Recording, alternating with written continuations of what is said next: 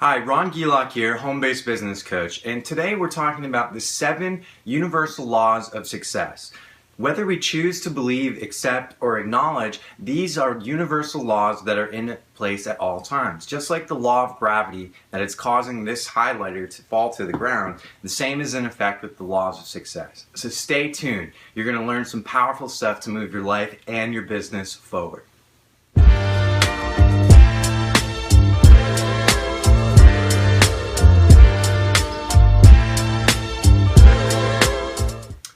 Hey guys, so today we're talking about the seven laws of success, and the first one is the law of vision.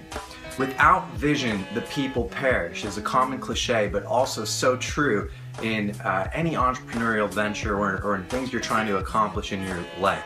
If you don't have a vision, a picture of where you want to be going, where you want your life to be going, and how you want your business to flourish, you are lacking the point of destination in your journey of where you want to go. Okay? The second law would be the law of your mind, right? Whatever we feed our mind is what is going to come out of us. It's what we're going to think in. So for example, just like we put gas in our car to fuel the car so it runs good, we are also putting food into our bodies so it runs well. And we have energy and we can do the things that we need to do. If we're putting poor food, garbage food into our bodies, we're probably not going to feel the best. And it's the same thing with your mind. If you're feeding your mind constant negative stuff, I have a little joke that CNN stands for constantly negative news.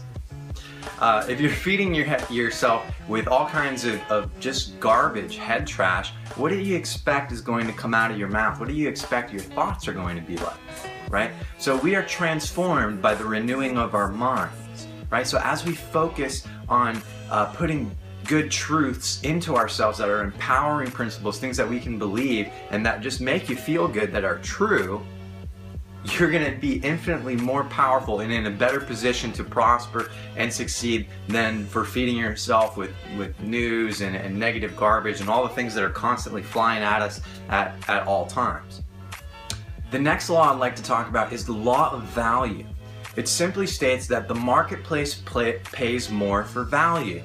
Which of these two professions makes a higher income? A paralegal or a lawyer? A nurse practitioner or a brain surgeon? Both of these examples are in the same respective industries, but one person earns a significant higher level of income than the other.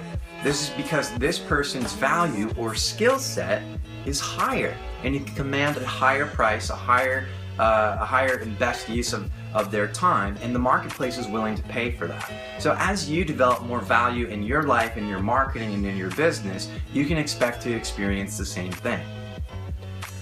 It corresponds well with the next law, the law of sowing and reaping. I love this law because it's so true and it's so simple.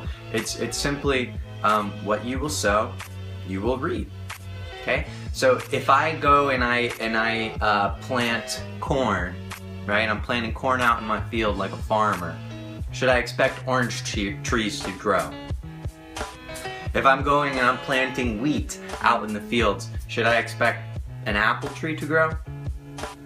No, but I can expect some fruit, right? So whatever I sow is what I'm going to reap. If I'm sowing positive things into my mind. If I'm sowing the seed of exposing people to my business, sharing the presentation, sharing the opportunity, it's going to produce a fruit of new customers, team members, partners, JV partners, all that kind of good stuff. But if I'm sowing the seed of sitting on the couch watching TV, well, I'm probably not going to produce much fruit in my life. Right? So this is the law of sowing and reaping. The next law is the law of desire. Every single person has been born with incredible desire. It's just the way that we're wired. Okay? There are 5 elements. There are 5 elements to the law of desire. 1, enthusiasm. 2, persistence. 3, an adventurous spirit. And it's something interesting that happens with the adventurous spirit is that we're all born with it. We're all curious when we're little kids, and along the way growing up, we lose that. We lose that adventurous spirit. Something happens, someone crushes a dream or tells you something negative, and it just stops.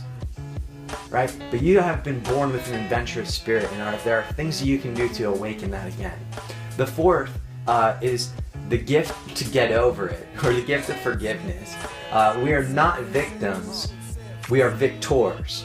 We don't have to be in a place down that has beaten us because of our situation, our relationships, our spouse, our finances, poor decisions, things like that. We have the gift to get over it and move past those things, right? And then the last element of the law of desire is faith.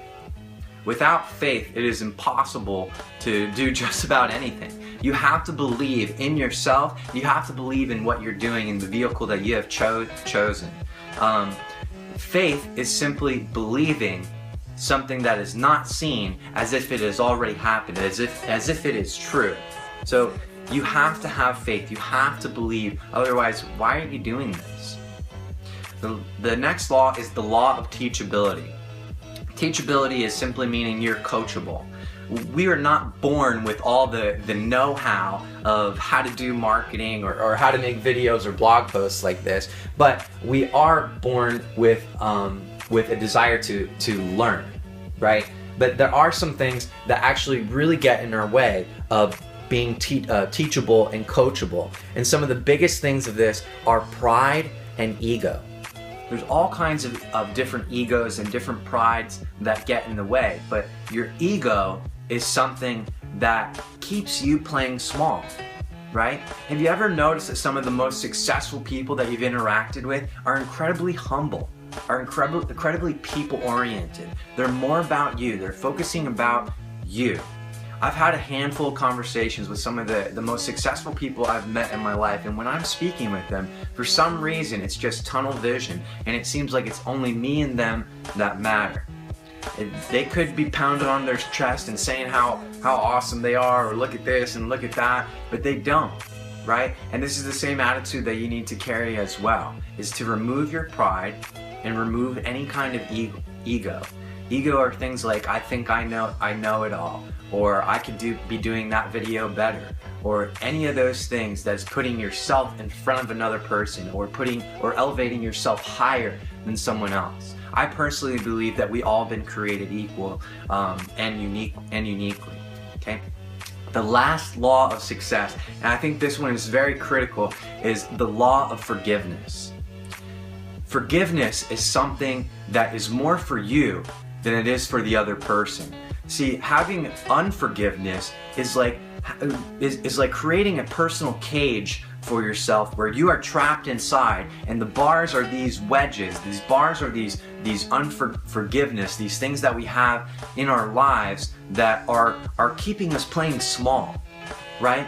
And forgiveness is something that is hard to do sometimes, especially some of us that have been really hurt by things in our past. But remember, you are not a victim, you are a victor, and you can forgive someone, and it does take time. Sometimes it's a process, and sometimes you have to forgive every single day. But having unforgiveness will lead to a root of bitterness, of hard-heartedness, and you'll start become cold, irritable. A lot of people become very sarcastic for some reason, but this spirit of unforgiveness, this law of forgiveness is so crucial, because if you are hanging on to things of your past that you have not let go, it's like you trying to walk your journey while carrying all these bags of unforgiveness with you that are weighing you down, that are stopping you from where you want to go. And not only is it stopping you, but it's making everything that you do slower. Now, sometimes a lot of these laws that we've talked about today are things that we don't normally think about, that are not at the top of our mind. So this is the difference right here, is that 98% of the people play small. 2% of the population are outrageously successful in whatever they do. The 2% of the population are investing in themselves. They spend money. They watch videos like this. They go to events like Live the Dream. They get on the Wednesday webinars in this community, and they're constantly plugging in, they're renewing their minds, they're forgiving, they have vision, they understand the law of sowing and reaping, they're very teachable, they're very coachable, they're humble, they understand the law of value. So I want to ask you, which person do you think you are currently? And which person would you like to be? A 98%er or a 2%er? I'm Ron Gelok, empowering people to prosper. I hope you enjoyed this video. Stay tuned for the next one, and go ahead and leave a comment below with the best tip that you picked up today. God bless, and I'll see you on the next one.